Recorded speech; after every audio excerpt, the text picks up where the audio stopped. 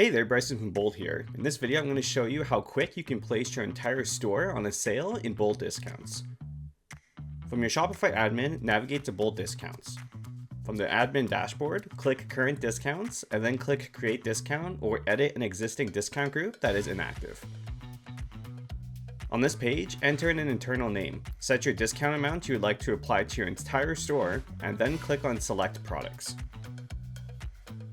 Adding your entire store in the discount group can be done by clicking Select All Results. After selecting this button, a pop-up appears at the bottom of the page that states Entire Store Selected. Complete the rest of the setup in the discount group and click Create at the bottom of the page. When the discount group is activated, either manually or when the start date has been met, all of your storefront products receive the discount set in the discount group. As a rule of thumb, it takes about an hour to sync per 1,000 variants being discounted.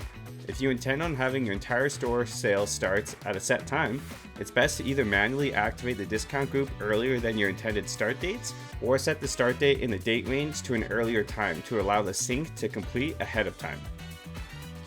And that's all there is to it. For more information on Bold Discounts, check out our help center at support.boldcommerce.com. Thanks for watching.